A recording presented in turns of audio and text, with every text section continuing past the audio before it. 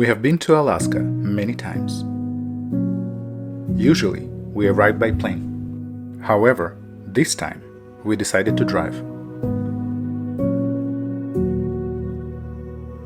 The drive from Pennsylvania to Alaska took 6 days.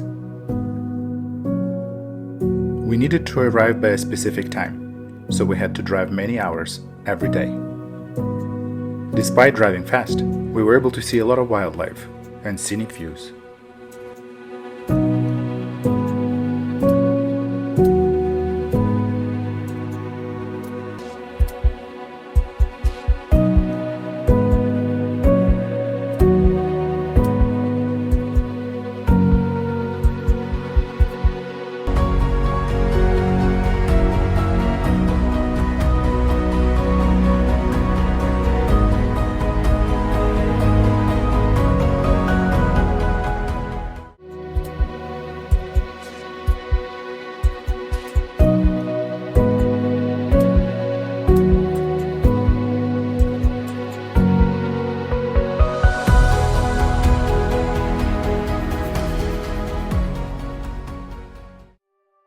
We met our friends Glenn and Jerry, who arrived by plane, in Homer.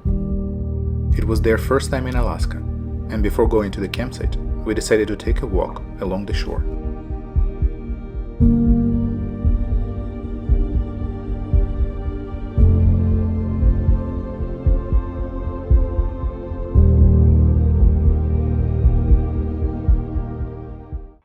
Hosting our friends for lunch.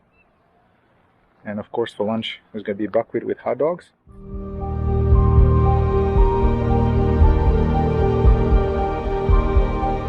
After a delicious lunch, we started a campfire. A day full of adventures was waiting for us tomorrow, because we booked a wildlife tour and were hoping to see some interesting animals.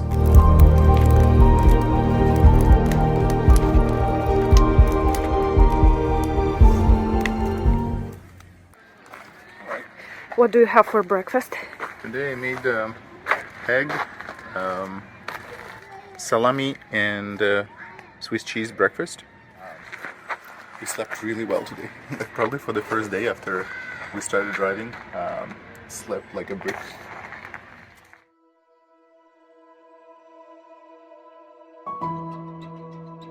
The weather was great and we were ready for our wildlife tour.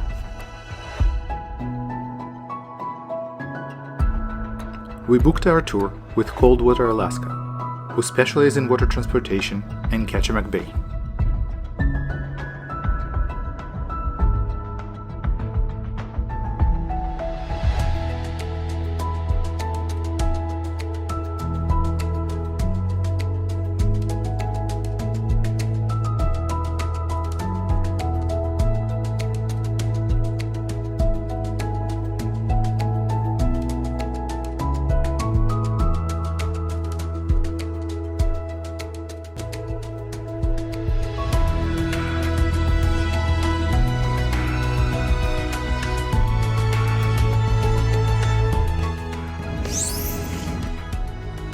During our 3-hour ride, we saw many birds, such as loons, puffins, and seagulls, who nested in the cliffs.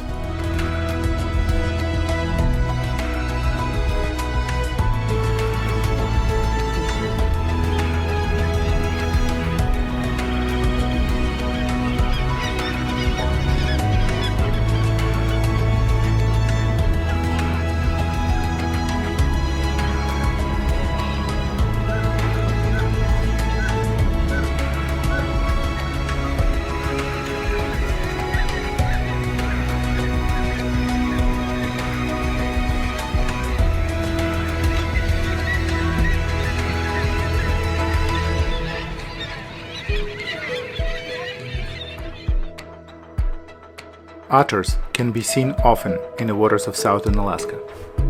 We were lucky to have seen 2 of them playing together.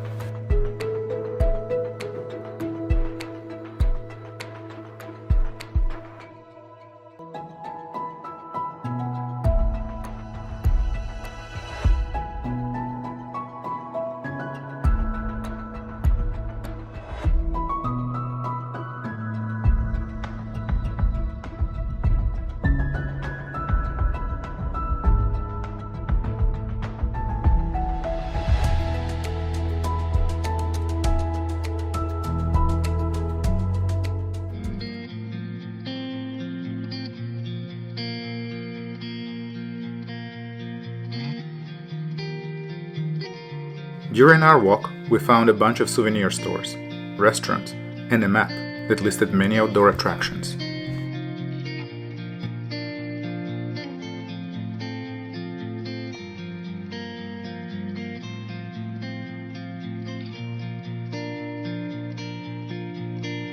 Few hours later, we boarded a ferry to Seldovia. During our ride, we were lucky to see a whale jumping out of the water.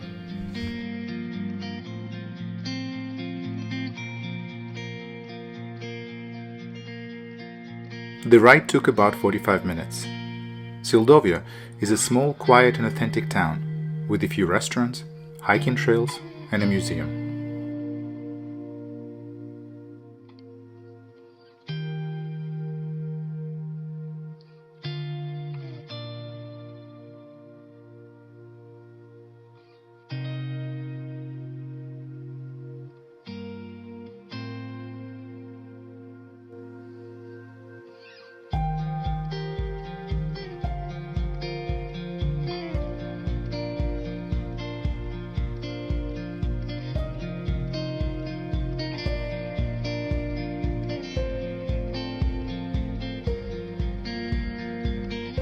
We decided to hike the Overland trail.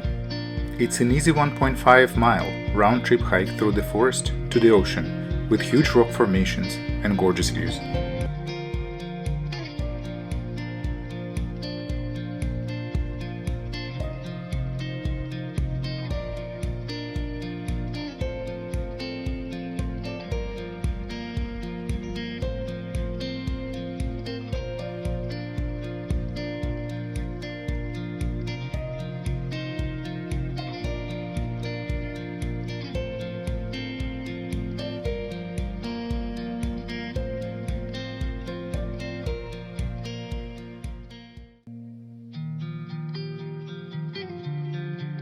We had a quick bite and returned to the harbor, where we saw a sea otter rocking on waves.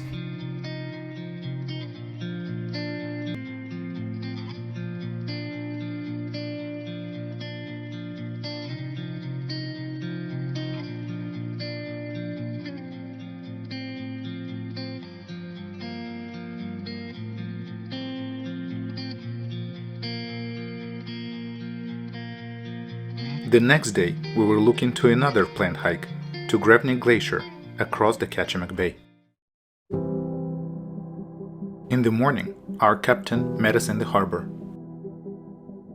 Homer is a place where one can find many water adventures, such as kayaking, fishing, and wildlife watching.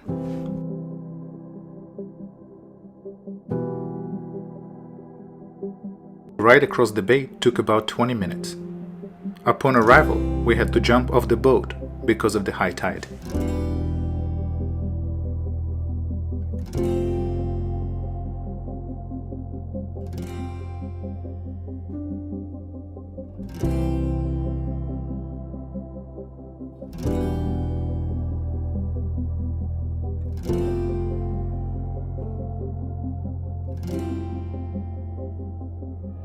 The hike to Grewingk Glacier is an easy 6.5 miles point-to-point trail.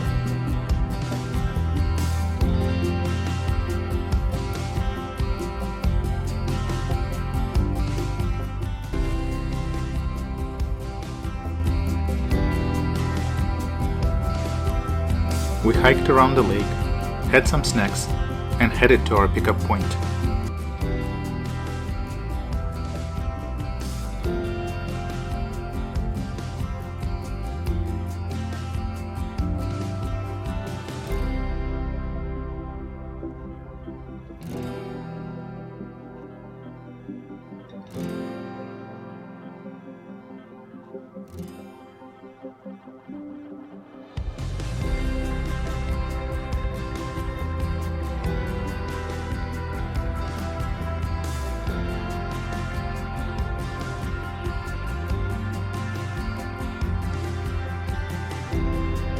Aye, aye, Captain.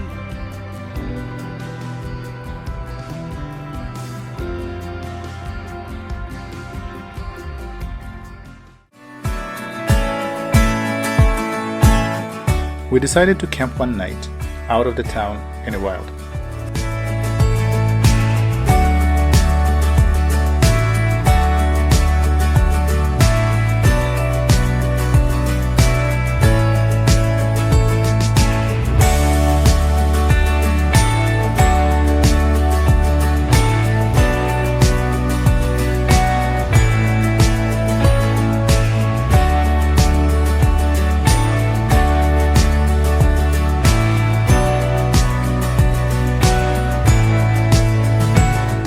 Maria made some good food with rice and chicken.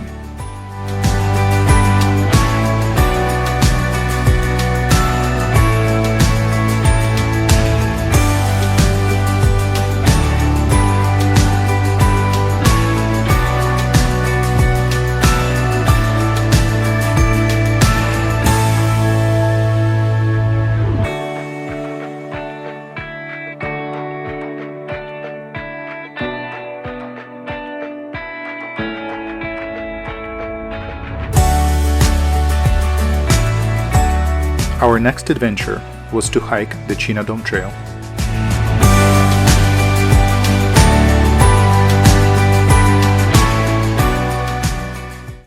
The weather next day was sunny and warm. Our friends Glenn and Jerry decided to stay with us for one more adventure and agreed to hike to the first summit. A new member of our expedition, Carson, flew from North Carolina specifically for this hike.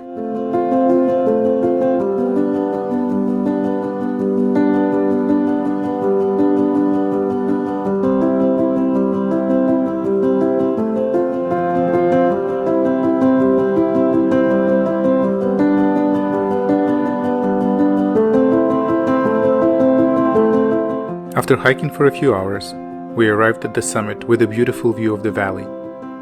We ate our snacks, and then it was time to say goodbye to Glenn and Jerry. The following day, they had planned to go to Denali National Park. Carson, Maria, and I continued on.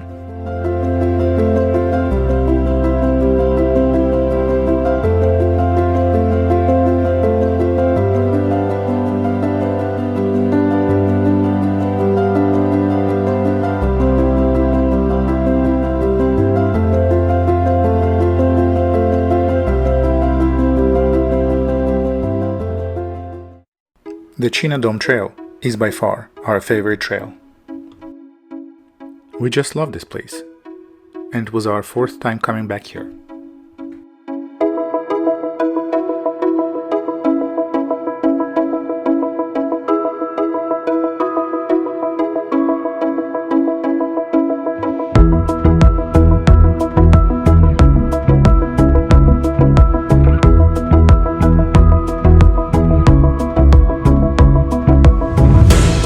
The first day flew by very quickly, and we found a spot to spend the night.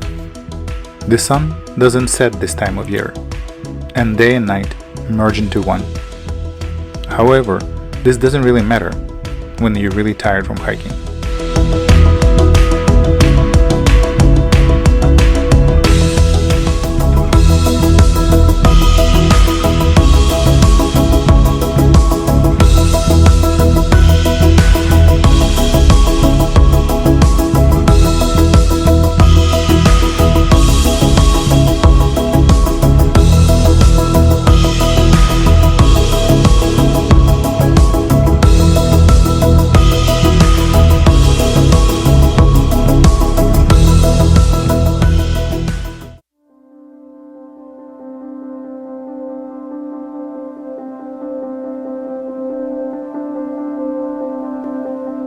We started a new day with a cup of coffee and nutritious breakfast. We packed our stuff and continued on our path.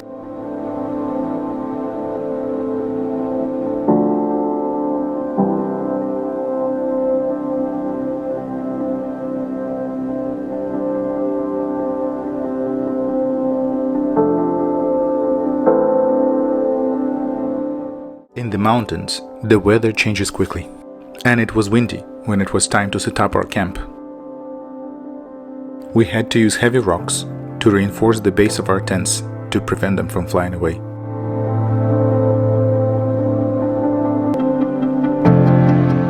The night was cold and restless, with the wind dying down only at 5 a.m. in the morning. The mornings on the trail became a routine.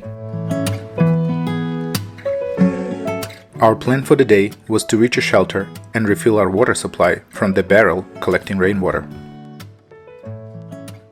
At a shelter, we took a long break, cooked some lunch, and left a note in a travelogue.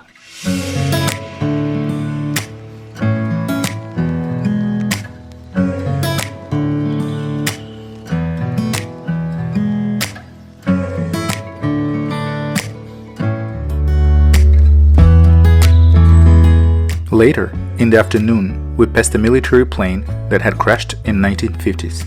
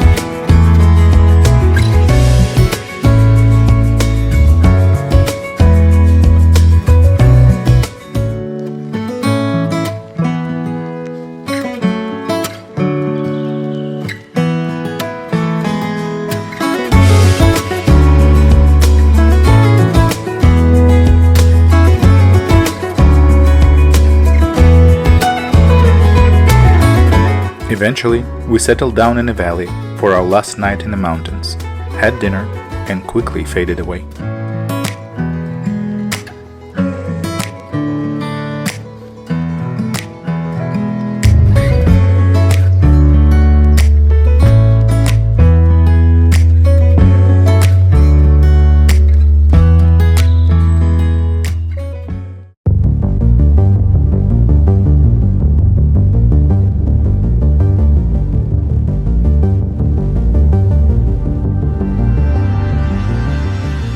It's raining outside, well, not anymore, but it's still drizzling just a little bit. So we are preparing breakfast right here. I took the inner part of this tent out and only the shelter remained. So it's good for two people, even though when it is fully deployed it sleeps only one. But the dome, or the shelter rather, the rain fly, if you want to call it that, can accommodate two people comfortably out of the element. It's pretty cool.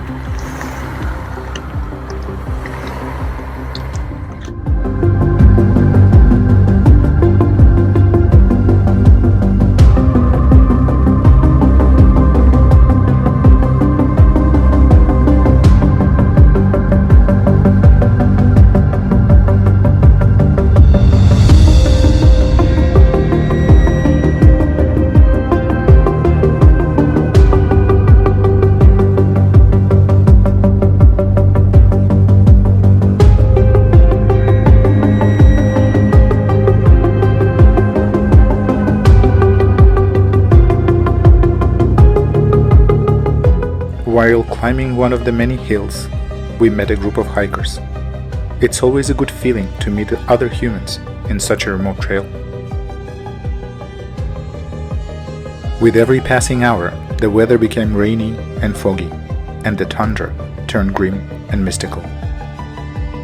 Meanwhile, the rocks became more slippery with rain, and we were forced to pay attention to our steps more than our surroundings.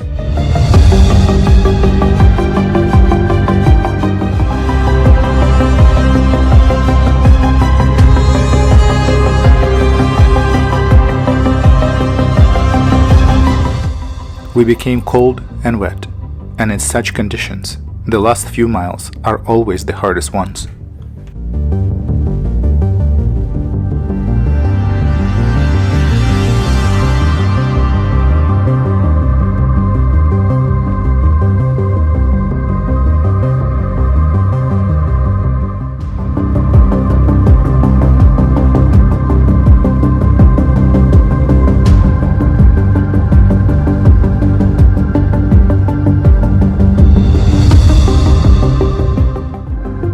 Despite all the hardship, Chena Dome will remain for us a place to which we will return again and again.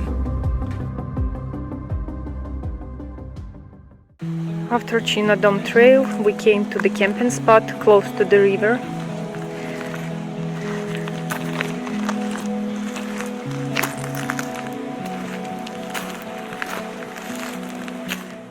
After an intense hike, we needed a good rest, so we set up a camp in a beautiful spot by the river.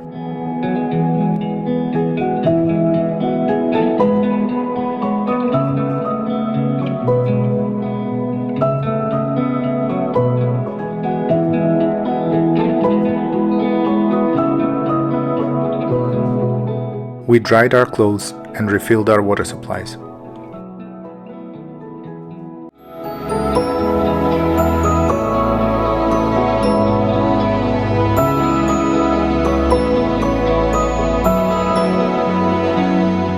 Exhausted but happy, we spent the evening in the tent, listening to the raindrops.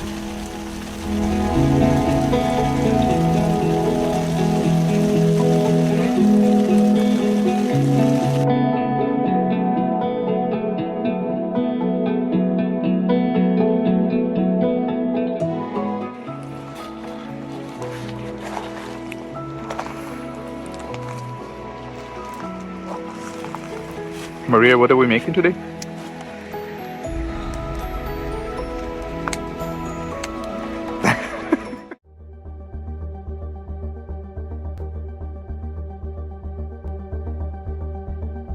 On a spur of a moment, our friend Nico had decided to join us for this leg of the trip.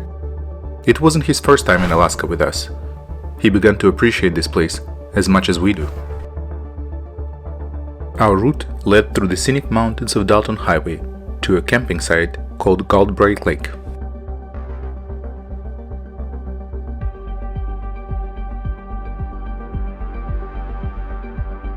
Before getting to the more remote parts of the highway, we noticed a moose mother with a calf bathing in a swamp. It is always a nice surprise to see wildlife.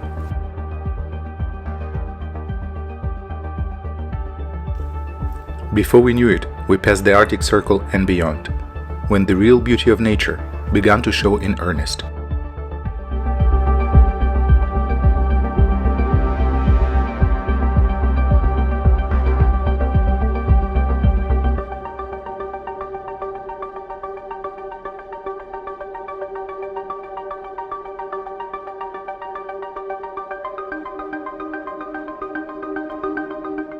The weather was changing quickly, and the road with the mountains was taking us further and further towards the north. Our first stop was at Yukon River Camp.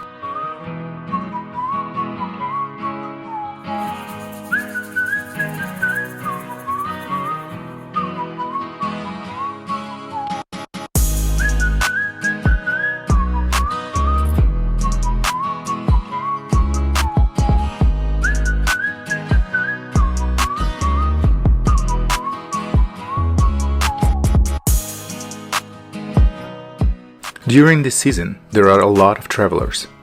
The camp can provide a room for rent, a shower, or simple food. One can also buy some souvenirs in the store.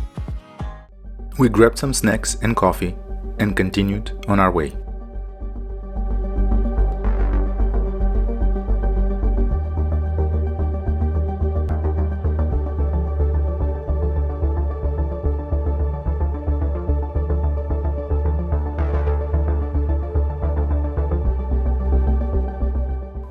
Dalton Highway is constantly under maintenance.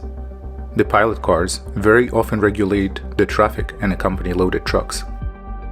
Some hills are very steep and one truck has to push another to reach a peak point.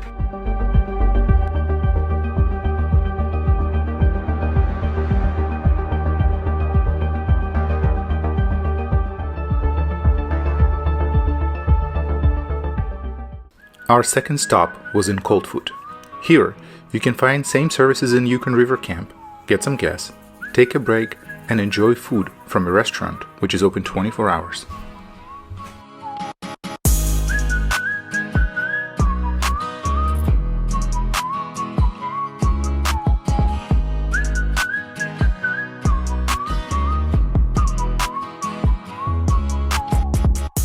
The variety of buffet foods is really rich.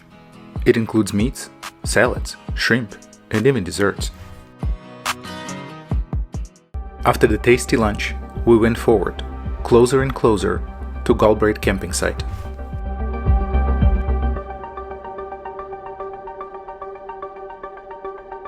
We stopped for a while and flew a drone over green swampy fields because we noticed small black dots far away. Those dots turned out to be a herd of muskox, which are rare even on Dalton Highway.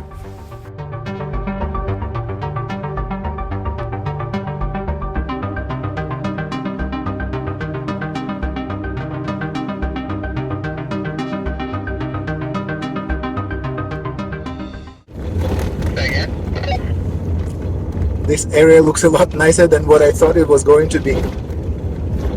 Yeah, it's pretty. Finally, we arrived at the camping site.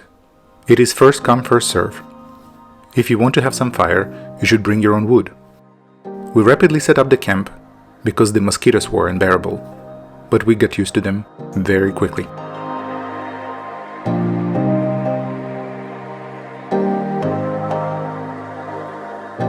The sun in the north doesn't go down in the summer, and we didn't feel tired, so we decided to launch the drone again in hope of catching some interesting footage.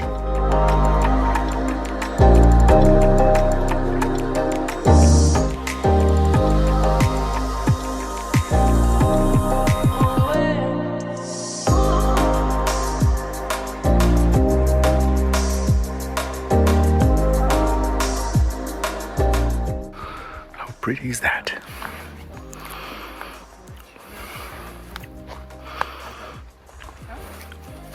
Maria preparing dinner for everybody. What do we have for dinner? Oops. Buckwheat with hot dog and juice. Is that right here?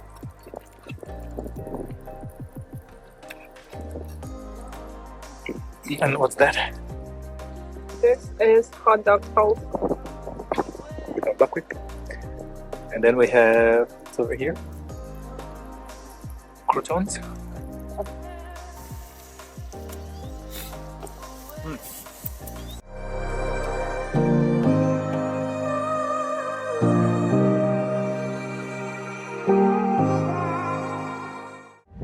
Magical mountains with rainbows at 10 p.m.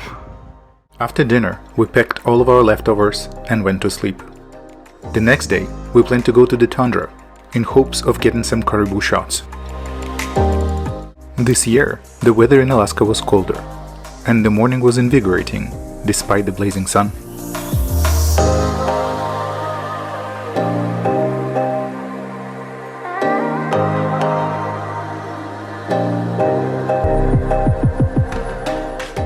We took our time having breakfast and then sat for a while in the camping area, enjoying the morning. A prairie dog joined us in hope of getting some scraps from our table, but we were already packed and ready to go to the Tundra adventure.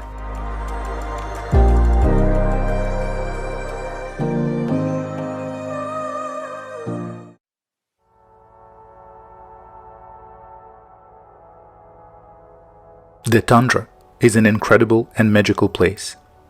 Initially, we didn't plan to go too far, but the views were magnificent and kept drawing us in. The streams may seem shallow, but crossing them isn't always easy.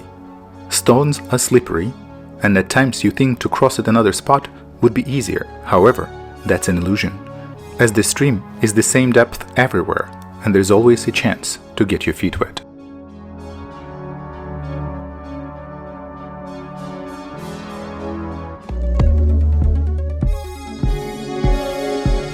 The deceptive green cover of the tundra was difficult to hike. Despite the green carpet of grass and moss, there are hummocks and puddles beneath the surface where our feet constantly sunk.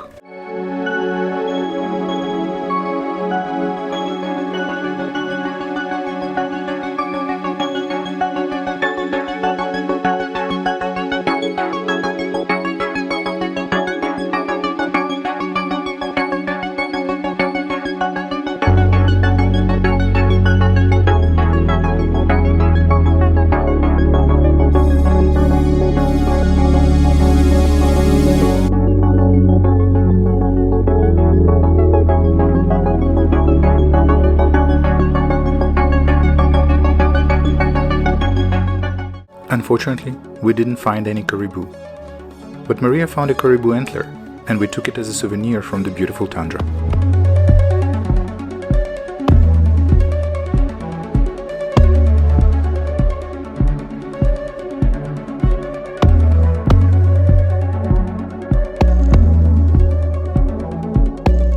It was a breathtaking adventure on Dalton Highway, and our hunger for Alaska will never be satisfied. Even before leaving this place, we were already planning to return. On the way back, we didn't have a strict schedule, and we were able to take our time enjoying beautiful landscape, stopping for pictures, picnics, fishing, and camping. The Great Yukon.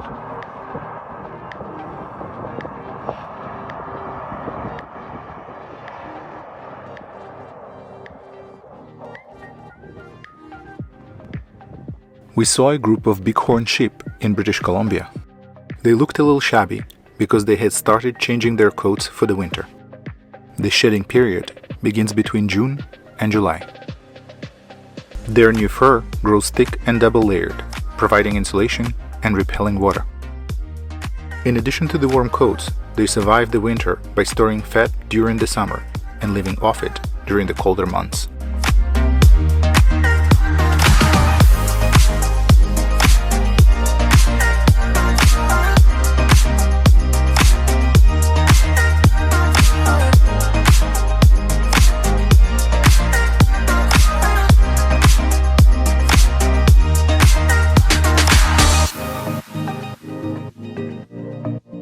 Mountain goats are not the only inhabitants of those places. Bears are the true rulers of the mountains and the forests in this land. During the summer, they build up fat reserves to prepare for the winter hibernation. Bears typically find or dig dens, but they may also use natural caves. They often return to the same den for several years and hibernate there for about 7 months each time.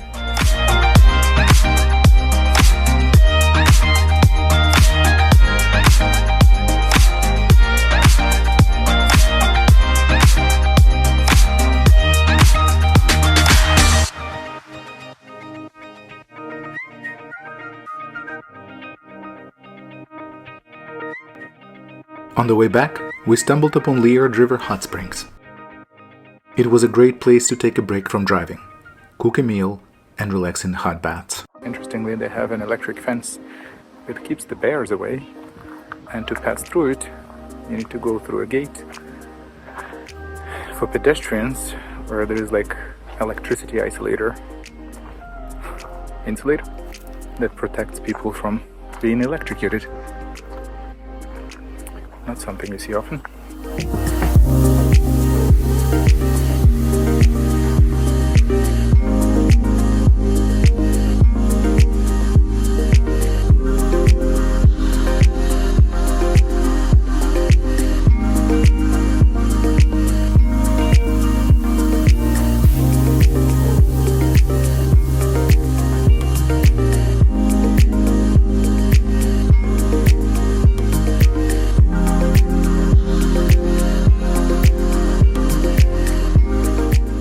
After visiting the hot springs, we arrived at the cozy camping spot. Maria immediately went fishing in a nearby river and caught a few Arctic graylings, just enough for dinner.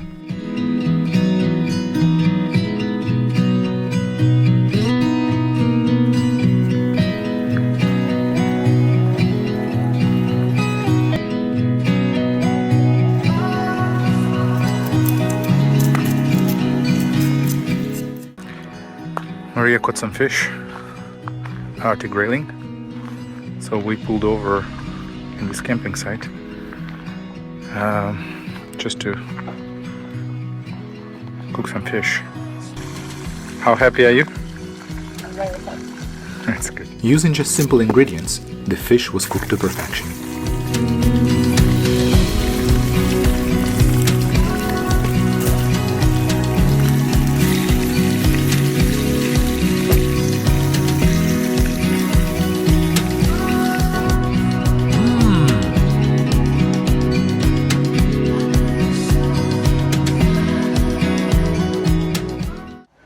We are in our last camping site in Yukon.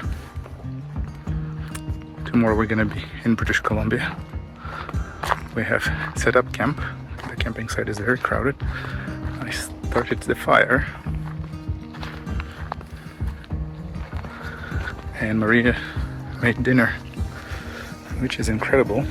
There's couscous and again freshly caught grayling, and for herself buckwheat with hot dogs.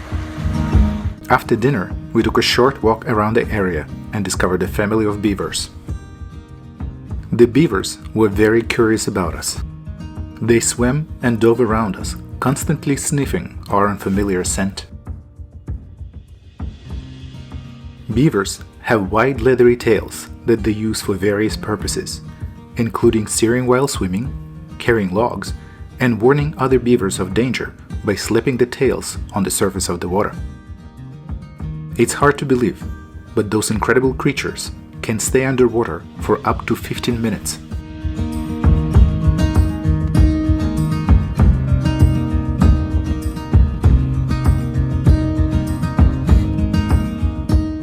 The next day we left very early, and Maria took a nap while I was driving. 2 hours later, we stopped for a coffee break. While I was making coffee, Maria tried to catch some fish for dinner, but this time she was unsuccessful. For days like this, we always have a plan B.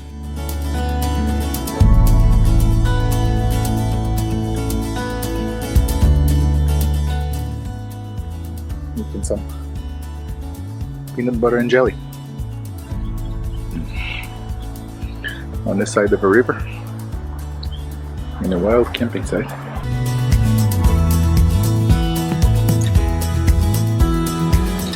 On the way back, we were luckier with wildlife and saw many moose and even a caribou, which is rare at this time of year. Unfortunately, we couldn't capture footage of a cougar as it was walking along the road before nimbly disappearing into the forest. Nevertheless, it's always a pleasure to observe wildlife up close in their natural habitat.